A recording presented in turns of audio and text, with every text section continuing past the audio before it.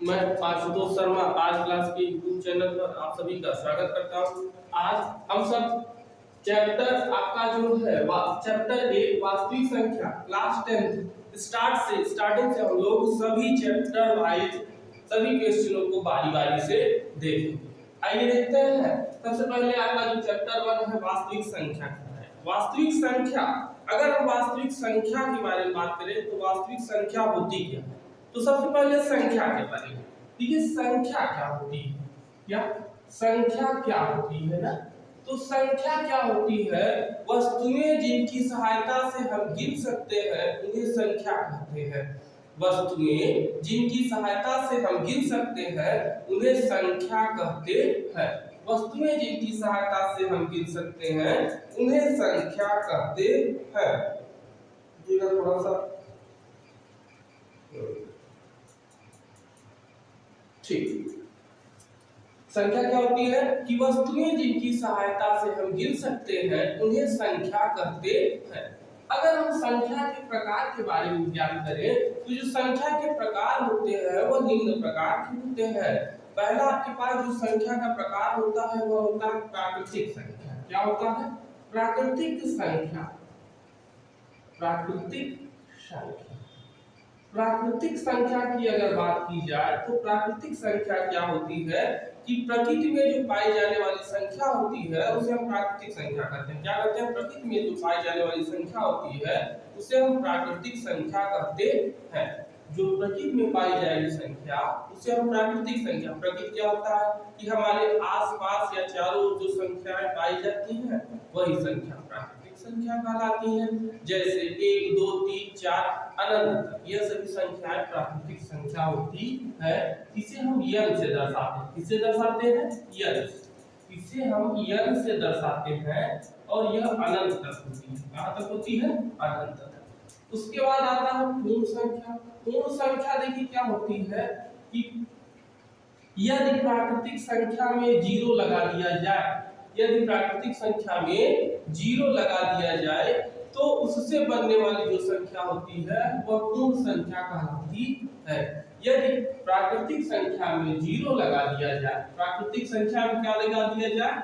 Zero लगा दिया जाए तो उससे जो बनने वाली संख्या होगी वह पूर्ण संख्या होती है। इसे हम W से प्रदर्शित करते हैं। W का मतलब होल नंबर और N का मतलब नेचुरल नंबर। उसके बाद आपके पास आता है पूर्णांक संख्या। क्या आता है? पूर्णांक संख्या। पूर्णांक संख्या क्या होती है कि यदि कभी भी धनात्मक प्राकृतिक संख्या और ऋणात्मक प्राकृतिक संख्या, धनात्मक प्राकृतिक संख्या और ऋणात्मक प्राकृतिक संख्या और जीरो तीनों एक साथ आ जाए तो उसे हम पूर्णांक संख्या कहते हैं। यदि कभी भी धनात्मक प्राकृतिक संख्या, ऋणात्मक प्राकृतिक संख्या और जीरो एक साथ आ जाए तो उसे हम पूर्णांक संख्या कहते हैं। इसे हम I अथवा Z से प्रदर्शित करते हैं। इसे I अथवा Z से प्रदर्शित करते हैं। उसके बाद आपके पास टॉपिक पर आते हैं। टॉपिक है आपका वास्तविक संख्या। तो वास्तविक संख्या क्या होता है उसके बारे में। वास्तविक संख्या देखिए क्या होता है। वास्तविक संख्या, वास्तविक संख्या क्या होता है कि इसे हम अंग्रेजी में कहते हैं रियल नंबर। क्या कहते हैं? रियल नंबर मतलब वास्तविक संख्या। तो वास्तविक संख्या क्या होती है कि गणित में पाई जाने वाली सभी संख्याएं वास्तविक संख्याएं कहलाती है। गणित में पाई जाने वाली सभी संख्या वास्तविक संख्या कहलाती है। जो गणित में पाई जाएगी संख्या सभी वास्तविक संख्या कहलाती है। इसे हम R से प्रदर्शित करते हैं। अब जो भी संख्या रहेगी वह हमारे पास वास्तविक संख्या होती है। क्या होती है? वास्तविक संख्या होती है, सिवाय रूट में माइनस को छोड़कर यह अवास्तविक होती है। यह क्या होती है? अवास्तविक। और बाकी सभी जो गणित में पाई जाएगी संख्या वो क्या होंगी? वास्तविक संख्याएं होती। तो यही हम लोग पढ़ेंगे वास्तविक संख्याओं के बारे में। और वास्तविक संख्याओं के बारे में हम लोग पढ़ेंगे और उससे पहले पढ़ेंगे यूक्लिड थ्योरम, यूक्लिड विभाजन प्रमेय। देखिए यूक्लिड विभाजन प्रमेय क्या है उसके बारे में देखते हैं। यूक्लिड विभाजन प्रमेय। यूक्लिड विभाजन प्रमेय क्या है? देखिए यूक्लिड ने एक नियम दिया। यूक्लिड ने क्या नियम दिया कि जब कभी भी आपके पास यहां होता है भाज्य, यहां होता है भाजक, यहां भागफल, यहां पर होता है क्या? शेष। जिसे अंग्रेजी में इसे कहते हैं डिविडेंड, डिविडेंड, डिवीजन, इसे हम कहते हैं कोशिएंट, और इसे कहते हैं रिमाइंडर।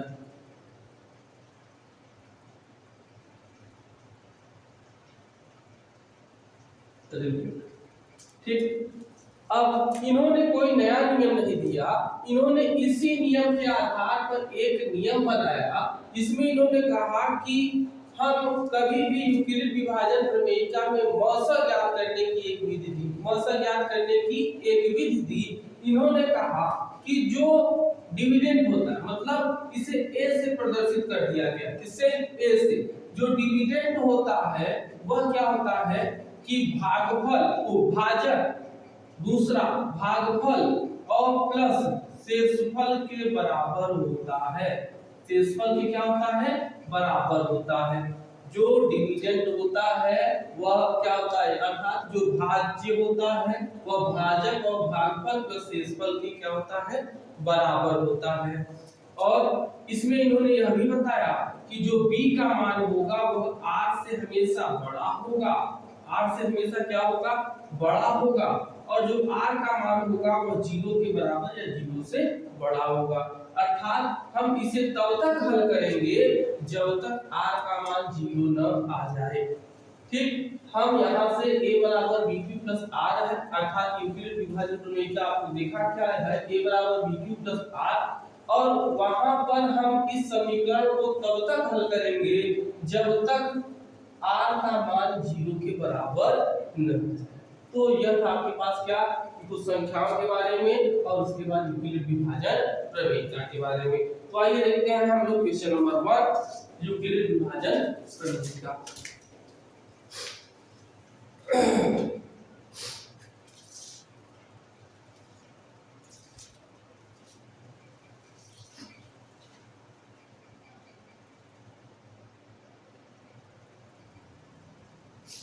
चलो आइए देखते हैं पहला क्वेश्चन आपके पास क्या है कि 135 और 225 एक्सरसाइज है आपका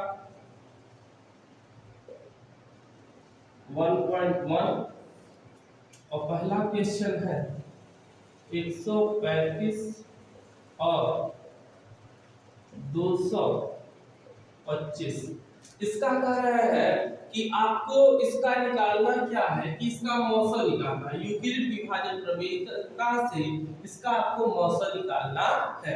अब देखिए जब यहां से करेंगे हम तो जो बड़ा वाला मान होगा उसको a मान लेते हैं, जो बड़ा मान है उसको क्या मानेंगे? a मानेंगे, और छोटे वाले मान को b मानते हैं 135। ठीक, अब यहां से हम करते क्या है कि यहां पर हो गया क्या, आप फार्मूला जानते हैं क्या कि यूक्लिड विभाजन प्रमेयिका से, यूक्लिड विभाजन प्रमेयिका से क्या होगा? यूक्लिड विभाजन प्रमेयिका से होता है a बराबर bq प्लस r, जहां r जो होगा वह होता है r is greater than b is equal to r less than 0। यहाँ पर a का मान है 225 और b का मान है आपके पास 135। ठीक, आइए देखते हैं थोड़ा सा रफ कार्य देखते हैं। यहाँ पर देखिए 225 आप लिखेंगे, यहाँ पर 135। ठीक, आप यहाँ से 135 का 135 ले गए और यहाँ पर बचा क्या, 5 में से 5 गए 0 और 12 में से 3 गए 9 और 1 में से 1 गया आपके पास क्रॉस हो गया। यहाँ पर देखिए क्या आया कि जो यह आया है यह q का मान है, तो q का मान कितना है 1।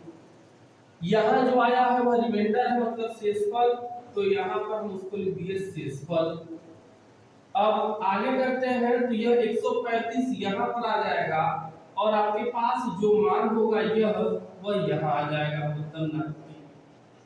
अब हम यहाँ से करते क्या है कि यहाँ 135 हो गया और यहाँ पर 90, मतलब 90। 90 एक का 90 और यहाँ पर हो गया 90, कितना आएगा 5 और यहाँ पर आएगा 4। क्या होगा कि 90 एक का 90 और प्लस 45 बचा। फिर हम करते क्या है कि 45 को 90 को यहाँ ले आए और आपके पास 45, और आप जानते हैं कि 90 45 दूना 90 और यहाँ पर कुछ नहीं बचा, तो आप यहाँ से क्या करेंगे 45 दूना 90 और यहाँ पर आपके पास कुछ नहीं बचा, मतलब 0। तो हमने कहा था कि r को आप तब तक हल करेंगे, अर्थात इस क्वेश्चन को तब तक हल करेंगे जब तक r का मान 0 नहीं हो जाता। तो यहाँ पर जो 45 है वही आपका 900, तो क्या हो जाएगा 900 आपका होगा 45, और यही आपका क्या है, ठीक है। आपको यह नियम यहाँ पर इस क्वेश्चन को इसी विधि से लगाना है, यह आपके लिए रफली कार्य है, मतलब आप इसको रफ में करेंगे जिससे आपको यह समझ में आए कि यूक्लिड विभाजन प्रमेय का कोई नई चीज नहीं है, केवल आपके पास वह एचसीएफ जो आप याद करते थे उसी को नया नाम दिया गया है यूक्लिड विभाजन प्रमेय, बाकी कुछ नया नहीं है इसमें। तो हमारे पास यह क्या था कि हमने यूक्लिड विभाजन प्रमेयिका को बहुत ही सरल तरीके से इसको ज्ञात कर दिया। तो आइए इसके बाद दूसरा क्वेश्चन देखते हैं। दूसरा क्वेश्चन इसका क्या है उसके बारे में, इसको आप लोग नोट कर लीजिएगा।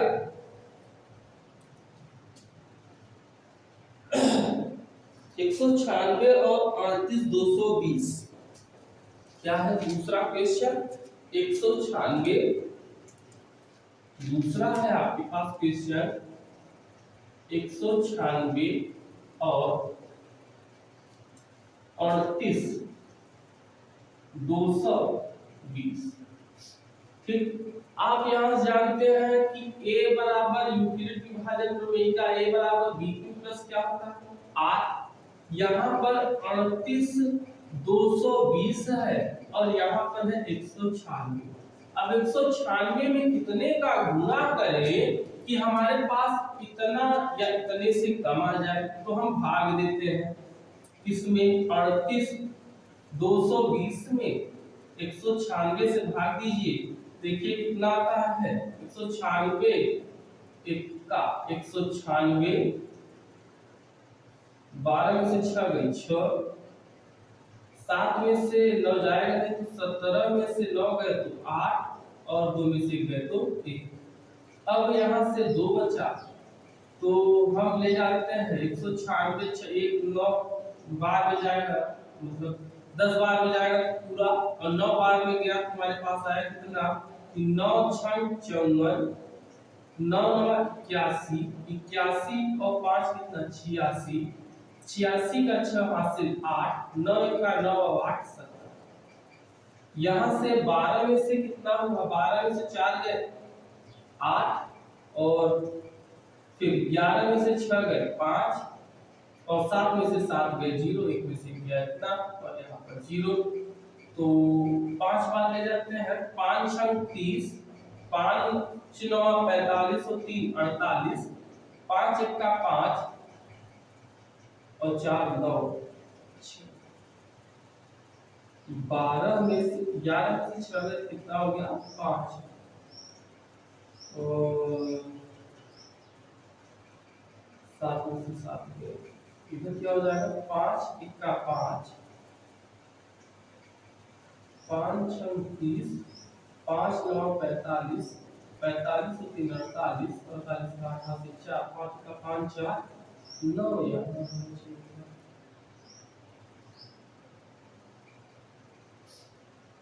12 में से 6 है 6,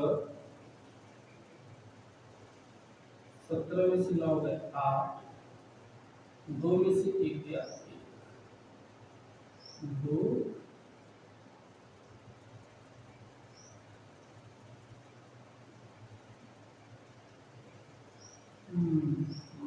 में से 6 गए तो कितना होगा, 6 होगा क्या, ठीक है। यहाँ से क्या होगा कि 12 में से 4 गए तो 8, फिर 15 में से 6 गए तो क्या होगा 9, थोड़ा सा मिसप्रिंट हो गया था 9, तो यहाँ से 5 4 9, यहाँ पर आपके पास 980 और ये कट गया, कितनी बार में कटा 195 बार में पूरा कट गया। तो हमारे पास 196 तो 195 और प्लस आपके पास r बराबर कितना आ गया 0, तो यहाँ से आपके पास जो हो जाएगा, जो मान होगा वह क्या होगा 196 ही रहेगा, मौसम क्या होगा आपका 196।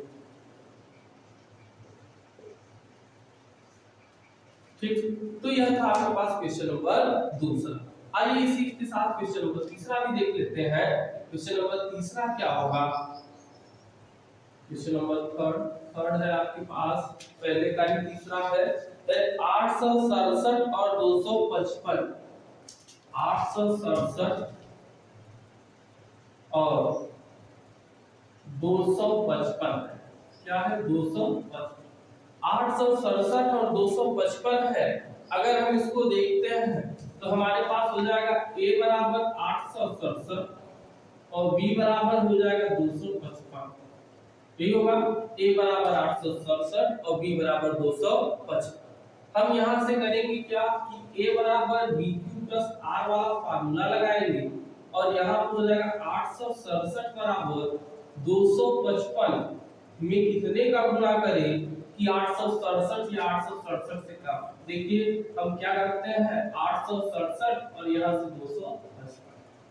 255, अब 255 3 बार जाएगा तो 2 3 6, 4 बार जाएगा ज्यादा जाएगा तो 3 बार, 3 बचे 15 और 3 बचे 15 और 1 16 और 3 गुना 6 और 1 7, यहाँ पर हो गया 7 में से 5 ये 2, 6 में से 6 0 और यहाँ पर 1, यहाँ पर आ गया कितना कि 3 बार यदि हम ले जाएंगे तो रिमाइंडर आ जाएगा 102, यहाँ पर 255 यहाँ आ जाएगा और 102 इधर, 102 में कितने का गुणा करें कि 255 से कम आए, 102 दूनी 2 दूनी 4, 2 0 0, 2 1 का 2, कितना आ गया आपके पास आया इतना और बचा कितना 51, कितना बचा 51, तो यहाँ से आपके पास 2 और यहाँ पर आ गया कितना 51, तो यहाँ पर अब आप क्या करेंगे 102 और 51 गुना होता है 102 और प्लस कितना 0, तो यह जो बचा वही आपके पास क्या हो गया मौसम, और मौसम कितना हुआ 51 का मौसम हो गया, जो 51 था वही 51 आपके पास क्या हो गया मौसम। तो यह आपके पास पहला और पहला का यह दूसरा और तीसरा क्वेश्चन था। तो इन तीनों क्वेश्चनों को आप लोग नोट डाउन कर लीजिए, चाहे स्क्रीनशॉट ले लीजिए, और यदि वीडियो अभी पसंद आ रहा हो तो वीडियो को लाइक करें और सब्सक्राइब नहीं किए तो सब्सक्राइब करना ना भूलें। आइए इसके बाद देखते हैं दूसरा नंबर क्वेश्चन।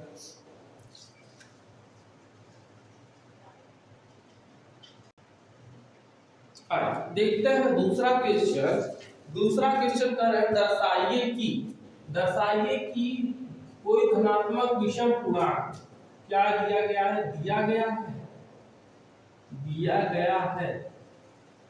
गया है कि धनात्मक विषम पूर्णांक, धनात्मक विषम पूर्णांक, धनात्मक विषम पूर्णांक क्या है 6q + 1, 6q + 3 और 6q + 5, ठीक है। धनात्मक विषम पूर्णांक दिए गए हैं ना, हमें क्या करना है कि हमें सिद्ध करना है कि यह एक धनात्मक विषम पूर्णांक है।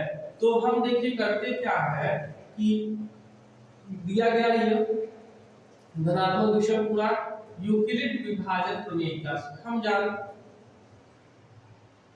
विषम पूर्णांक की तुलना, विषम पूर्णांक की तुलना किससे करने पर, तुलना यूक्लिड विभाजन प्रमेयिका से करने पर, यूक्लिड विभाजन प्रमेयिका यूक्लिड विभाजन प्रमेय से करने धनात्मक विषम पूर्णांक की तुलना यूक्लिड विभाजन प्रमेय से करने पर हमें मिलता क्या है कि a बराबर हम देखते हैं b क्यूब प्लस क्या होता है r है ना। तो यहाँ से हम क्या करते हैं b के स्थान पर हम 6 रख देते हैं और r ऐसे ही। अब हमारे पास देखिए यहाँ पर q पहले से था तो हम m मान लेते हैं। क्या मान लेते हैं m। तो जब तुलना करते हैं तो तुलना करने पर हमें मिलता क्या है कि m बराबर q मिलता है।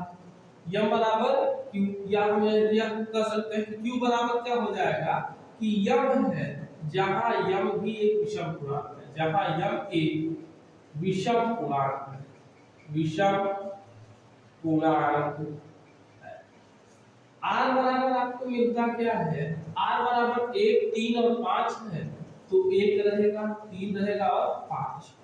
6 से ज्यादा नहीं हो सकता इसलिए 5 है और विषम हमने कहा है तो 1, 3 और 5।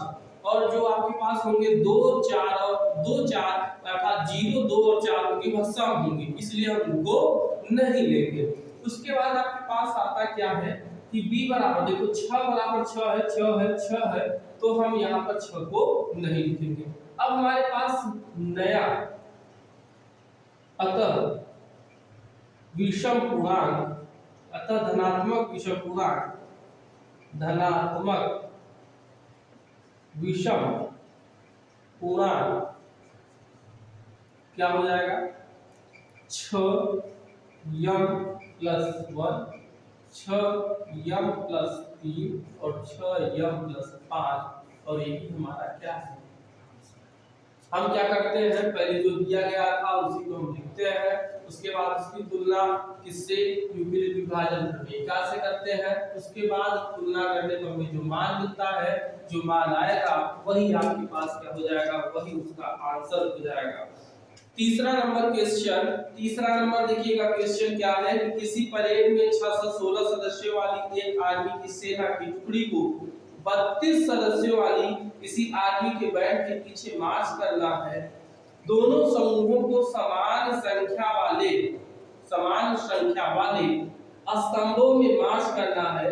स्तंभों की अधिकतम संख्या क्या है जिसमें वह मार्च कर सकते हैं। आइए देखते हैं जो तीसरा क्वेश्चन है उसको क्या करते हैं कि 616 सदस्यों वाली एक आर्मी की सेना है।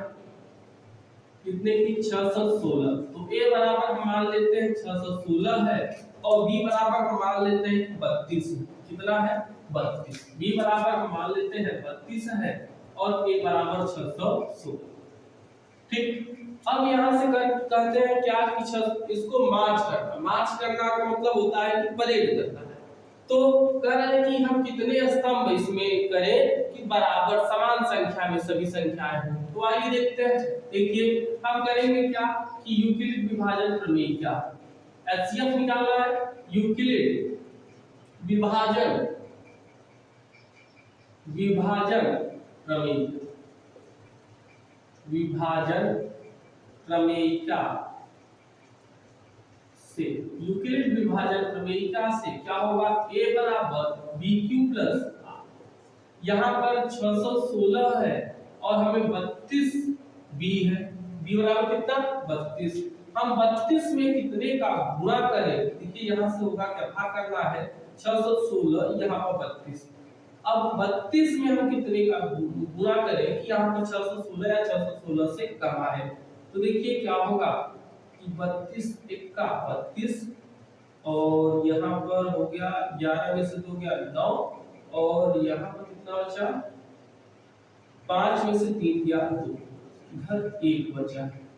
तो अब हम करते हैं 6 296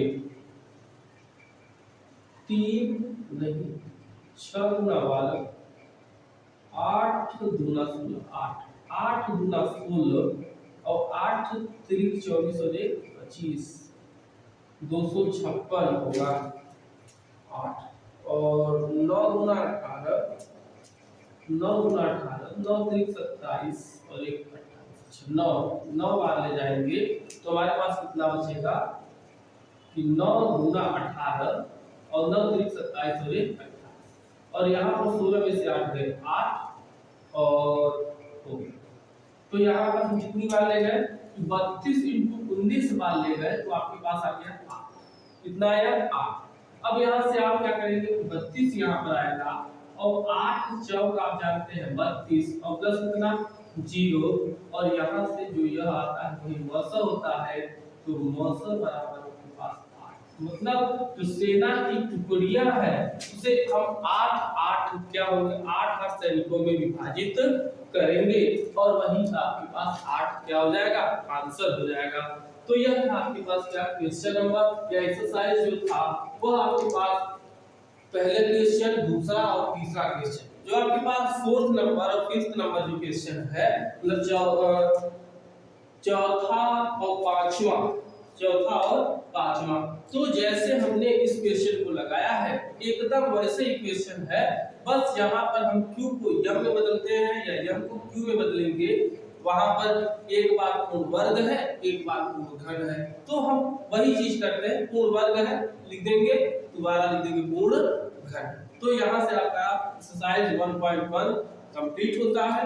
ये वीडियो आपको पसंद आ रहा हो तो वीडियो को लाइक करें ज्यादा से ज्यादा लोगों तक शेयर करें जिससे देखिए इस कोरोना जैसी महामारी के बढ़ते प्रकोप के कारण हम लोग ऑफलाइन कक्षाओं को नहीं ले पा तो हम ऑनलाइन कक्षाओं को ही सुचारू रूप से प्रतिदिन जितना हो सके थोड़ा बहुत ही तो प्रतिदिन कक्षाओं को संचालित करते रहें और ज्यादा से ज्यादा लोगों तक शेयर करें जैसे हमें भी मौका मिलता रहे ज्यादा से ज्यादा लोग देखें तो हम भी वीडियो को प्रतिदिन आपके पास अपलोड करते रहेंगे। Thank you so much.